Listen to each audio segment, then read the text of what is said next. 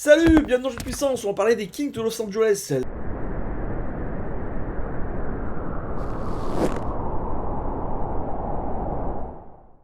Les Kings de Los Angeles qui la saison dernière se sont fait éliminer au premier tour des playoffs contre les Edmonton Oilers. C'est 2 ans de suite qu'ils ont la même histoire.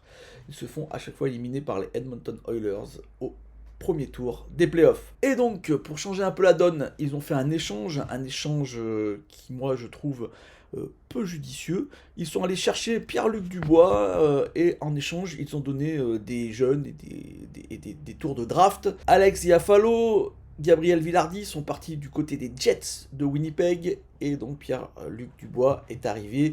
Pierre-Luc Dubois, un centre, ils espèrent que ça va donner un peu plus de punch à cette attaque. Le meilleur attaquant de cette attaque, c'est Hans Kopitar, 35 ans pour lui. La dernière, 74 points, 28 buts. On espère que Pierre-Luc Dubois deviendra donc un joueur aussi performant qu'Hans Kopitar. Attention, moi j'ai un peu des doutes là-dessus. Dans tous les cas, l'attaque n'a pas énormément évolué à part le départ de ces jeunes, donc à mon avis une perte de profondeur. Ils devront faire confiance à des jeunes comme Quinton Byfield. Quinton Byfield qui sera pour une fois titulaire depuis le début de la saison. Normalement c'est un centre, mais là on pense plutôt le mettre à gauche de Hans Kopitar. Il a très bien fait avec Kempe la saison dernière, fin de saison. Donc ça devrait être son poste et vu que en plus du côté des centres, on est quand même plutôt bien fourni du côté des Kings de Los Angeles. En défense, là aussi, très peu de changements. Ça sera toujours Drew Doughty qui sera la pièce maîtresse, là aussi un peu vieillissante, de cette défense. Il sera accompagné de Mike Anderson, qui est plutôt un défenseur costaud, qui aime bien mettre des mises en échec. C'est lui qui a mis le plus de mises en échec la saison dernière du côté des Kings de Los Angeles. On verra sûrement un jeune joueur là aussi commencer. Il a joué déjà 9 matchs avec les Kings de Los Angeles. Brent Clark. Voilà, c'en est là des espoirs des jeunes joueurs des Kings de Los Angeles. On n'en verra sûrement pas d'autres. Il faut dire que le réservoir d'espoir des Kings est à sec et qu'il va falloir le remplir. Mais comme c'est une équipe qui arrive à se qualifier en playoff, c'est compliqué de remplir ce réservoir avec des espoirs de premier tour de draft.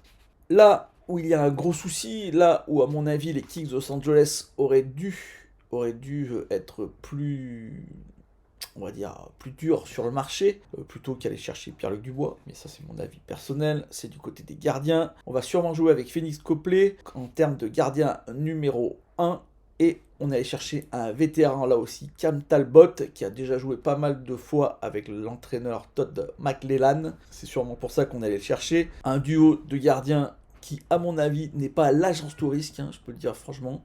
Je pense que là, il va falloir vraiment faire attention du côté des gardiens, parce que franchement, je ne suis pas totalement convaincu que ça puisse tenir toute une saison, même si la défense est assez solide devant. Mes prédictions pour les Kings de Los Angeles: la saison dernière, se sont qualifiés, troisième de la division Pacifique, mais attention, je trouve que cette année, je ne suis pas sûr que cette équipe soit vraiment renforcée avec l'arrivée de Pierre-Luc Dubois. Je vous dis franchement, je ne suis pas super fan de ce joueur. Bon, je me suis déjà trompé dans le passé, avec des joueurs où je n'étais pas fan qui ont fait des saisons assez exceptionnelles. Je pense par exemple à la saison dernière avec Jack Eichel. Mais je trouve que l'échange n'a pas été vraiment gagnant pour les Kings de Los Angeles. Pierre-Luc Dubois est un joueur inconstant qui a un peu le melon, il faut le dire, et qui peut être déroutant pour le vestiaire, qui peut poser des soucis d'un point de vue organisation de l'équipe. Donc je ne suis pas 100% convaincu par Luc Dubois, mais peut-être que son contrat de 8 ans qu'il vient de signer va changer la donne, il va être beaucoup plus sérieux et ça va donner un joueur exceptionnel, sûrement. Mais pour l'instant, je ne suis pas convaincu. La défense est vieillissante aussi, même si on va avoir peut-être des espoirs qui vont être intéressants. Au niveau des gardiens, ça me paraît très très compliqué. Donc pour moi, c'est une équipe qui va encore une fois se battre pour une wildcard, pour une 3e place. Je ne les vois pas, par exemple, supérieurs aux Golden Knights, je ne les vois pas supérieurs aux Oilers d'Edmonton. Est-ce que je les vois supérieurs aux Flames de Calgary? Bah, j'en suis pas sûr non plus. Donc ça va être une équipe qui va se battre jusqu'au dernier moment, à mon avis, pour aller se qualifier en playoff. Et ce n'est pas sûr. Alors que le but de la direction, c'est de passer ce premier tour. Donc c'est de se qualifier sûr et de passer ce premier tour. Et ben je suis pas sûr qu'on en est arrivé là. Donc pour moi, ça va être une équipe qui va avoir des difficultés la saison prochaine pour se qualifier. Ils vont peut-être se qualifier, mais s'ils se qualifient, ce n'est sûrement pas un favori pour gagner la Coupe Stanley.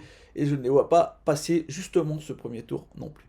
Voilà, j'espère que cette petite vidéo vous a plu. Si c'est le cas, n'hésitez pas à me faire un petit like, un petit commentaire ou à la partager. Moi, je vous dis, bah, demain, on parlera du Wild du Minnesota. Ciao!